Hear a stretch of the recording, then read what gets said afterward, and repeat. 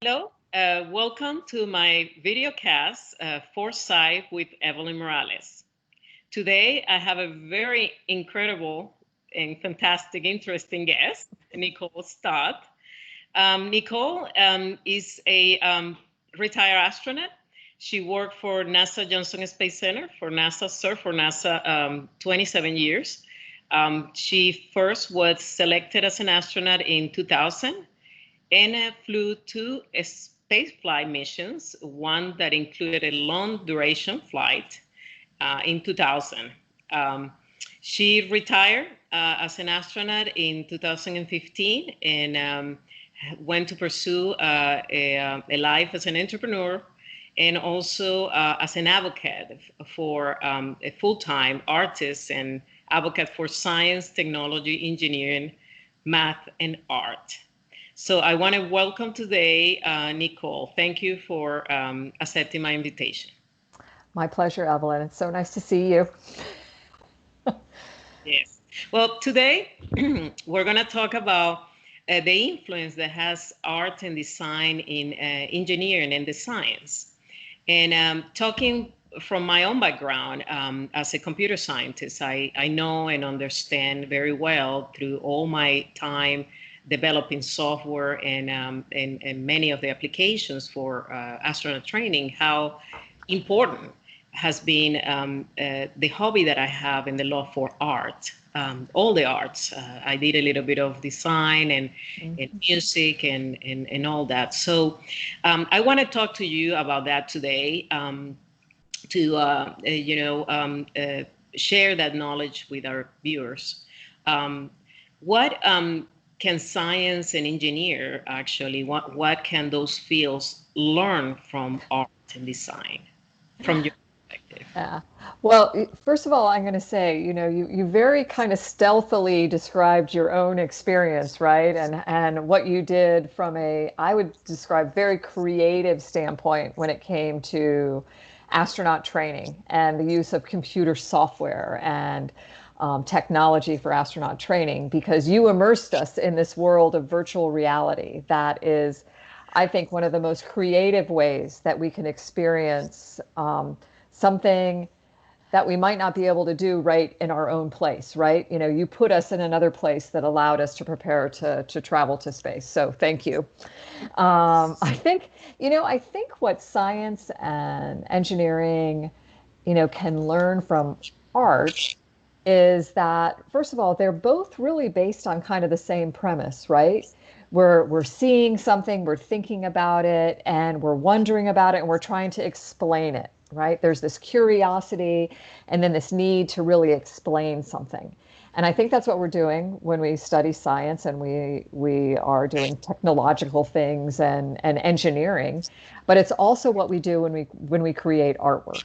And I think when you bring those two things together and you use art as a way to communicate some of the most complex things that we can study from a science or technology standpoint, you make it easier for the scientists themselves to understand and explain, but you also are then able to communicate it to a much broader audience. And I think that's what we all want to do when we're creating something either sciencey or when we're creating something artistically.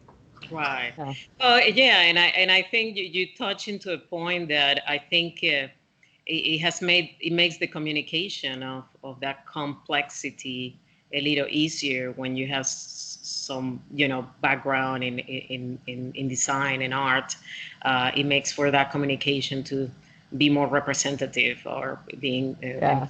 better. So that's very important. So you know that I mean, from my own experience, as I said before, doing virtuality and VR and computer science. Obviously, I've known art is an influencer. It's a big part of how successful that was for me in Hmm. particular. So, do you think that creative thinking and design is essential for our education, for STEM education in particular? Now that we look into the future, how will that be?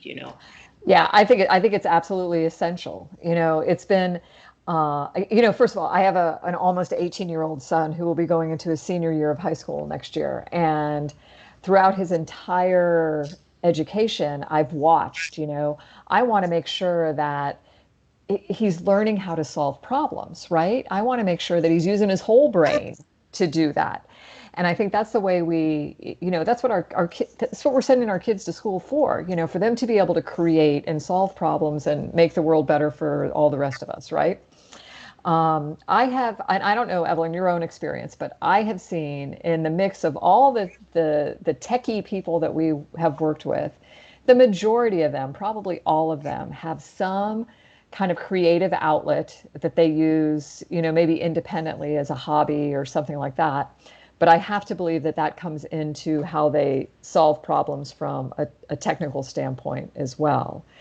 And, you said it. I think, what were the words you used? Like a to creatively communicate or to creatively design or to creatively explain.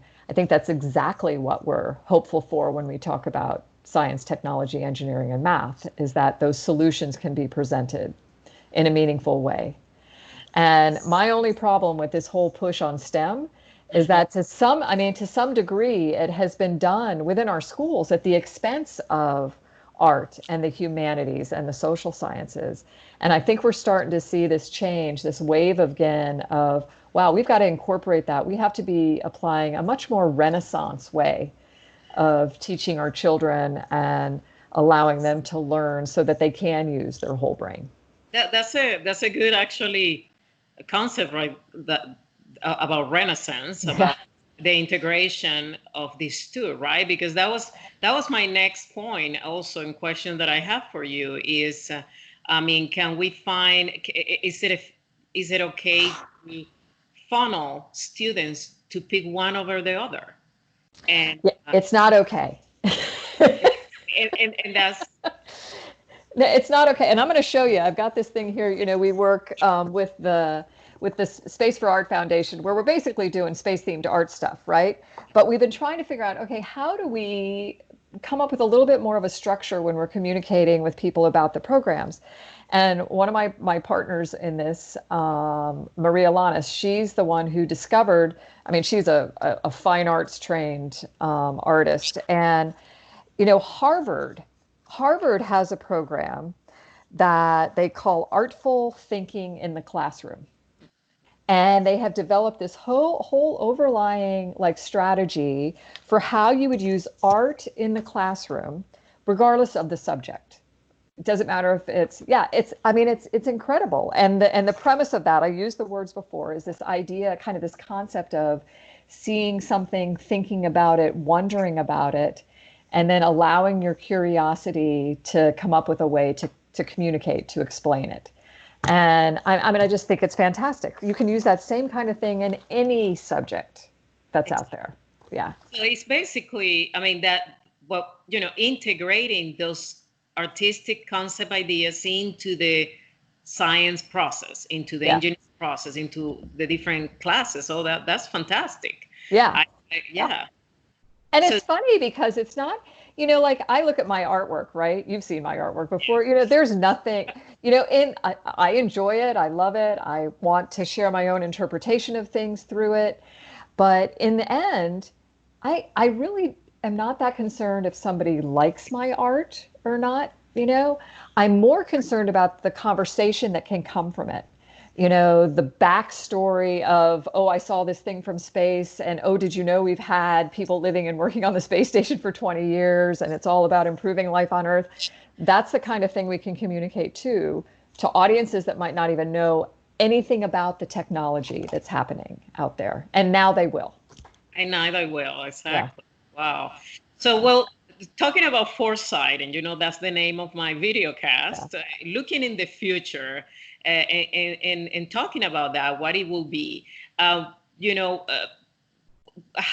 do you think that artists, through writers, science fiction writers, are the ones that can predict the future because of this, artistic background in designing?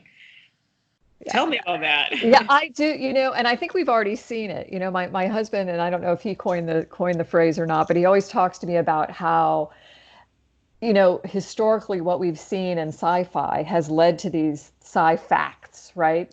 Things we're doing now on the space station, the way we communicate, the handheld devices, all of the way we assess ourselves medically, those are all things that were imagined in some, sci-fi writer, author, movie maker's, mind, and we're bringing them to reality. And I think that they all probably used whatever they could, information available to them scientifically to kind of think about, could this ever really be possible? Am I being really too far out wacky about it, or could this be possible? And as human beings, we've seen it in the space program. We have a way of, when we put our mind to it, making something happen. Here's how we can, not why we can't kind of approach to things. I think it's absolutely going to continue to be the way we see things evolving, the way we see reality coming out of what we imagine. And I mean, I see scientists continuing forever to use artistically presented things to better understand what they're studying. And Hubble Space Telescope's one of the best examples, right?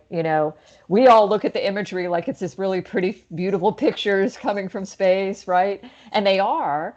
And yet, what the scientists are doing, they're throwing all these false colors into those images so they can understand, okay, which gas am I seeing when it's the blue color or the red color? And maybe this shows me something that's closer or further away. And so they can visually understand those things themselves better than they ever would be able to, all the ones and zeros that are coming back from the instrumentation. Well, Yeah. and I mean, visual things are much easier to learn. I mean, Yeah. we learn as human beings in 3D mode. Yeah. We learn in 2D, and so we see the space and how that's how we capture better things and perceive and concepts. So that's it's part of us actually of being. It's why your VR lab was so fantastic. you Well, know, I mean, really, but I mean, you were immersing us in a three-dimensional environment. I mean, we could have looked at a computer screen and done all this 2D stuff. It would not have been as effective. I mean, right. I see, I don't know how you guys are going to evolve that over time, but at some point we're just going to walk in there and the black room's going to turn into space and we're going to be in this, Ah, surround. that's incredible because if you think about what we were doing is we were in the future in Yep, our own yep, bubble, I'd say. yep, And we were basically creating a future that nobody else was seeing, and we create you astronauts a yeah, mission into the future of what you were going to do through visual art, yeah, in particular in computer science and all these science pieces that we have yep. to put together to get there. So that's incredible, and I definitely look forward to the more of the integration of these two Yeah. to the future, more and more in different curriculums. So I'm glad for all the work that you have been doing and supporting more after you retire. So but anyways, well, let's talk a little bit about now this wonderful new demo flight that we're gonna Yes. experience and the launching of astronauts, which is for me it's a creative process of commercialization of space. I see it. For me, there are so many things that are integrated that they go together. So this flight is so inspiring. So, I mean, do you think that SpaceX and all this work that all these engineers and people, there's many teams around supporting this, are capturing the imagination, the creativity, and how can this possibly even spark more art? I In, think it definitely will. They're carrying, some artwork on board the vehicle this time.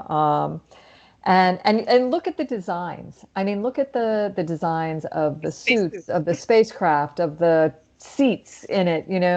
It was all very deliberately kind of artistically, futuristically, implemented, trying to make that happen. And yeah, I can't wait to see those guys go to space. You know that Bob and Doug are part of my astronaut class, the class of 2000, and their wives, Karen and Megan, are part of our class of 2000. It's like we're sending bugs to space again. It's great. Right. Yeah. Well, I'm so glad that this is all happening and like I say, sparking the imagination and the creativity to so many young people, Yeah. are going to be the ones traveling in the future. And as I was telling somebody else in a conversation, I think we're all becoming an astronaut now. And even the virtualities as an art form, right, is Yeah. allowing us to even do that as a preview before we endeavor and do it for real today. But Yeah. yeah, so can you tell us a little bit more about what you're doing with the STEM education and what are your later projects that you're endeavoring now? Yeah, absolutely. The first thing I want to say too is in response to something you just said about us all becoming astronauts. I think it's really cool. We go to space that those of us that have had that, really been blessed to do that so far. And we all come back and talk to you about like the simplest things, right? Like, oh my gosh, we live on a planet, we're all Earthlings. Did you realize the only border that matters is that thin blue line of atmosphere? I mean, that's what we talk about, right? All this complexity that goes in to make it happen. And we come home and we're talking about, wow, you should have seen the view out the window. We all are in this together. I mean, it's just those kinds of things.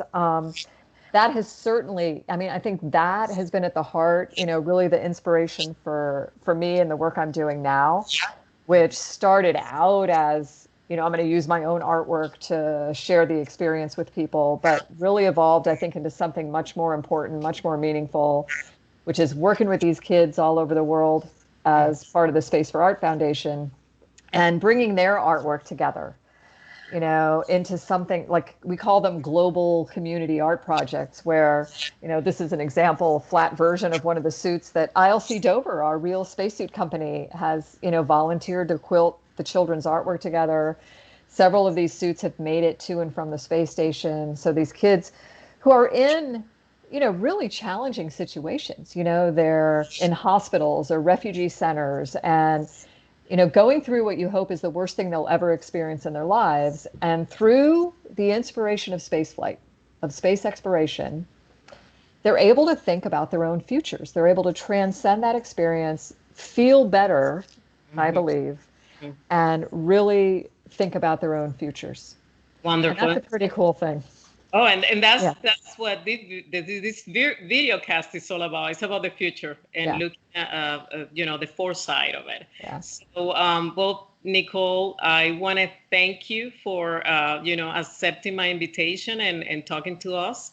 And I mean, I continue to do this wonderful work, and obviously, I'm hopeful to see more art and design really evolve in the classrooms in a more pragmatic, analytical way, so that it can really enhance how students are, learning these Yeah. very complex concepts and how can they express them, which is very important because it can be very overwhelming sometimes. Yes. So, well, thank you so much, and I appreciate it, and My pleasure. see you soon. Yes, I hope so. I hope so. Thanks, Okay, Evelyn. cool.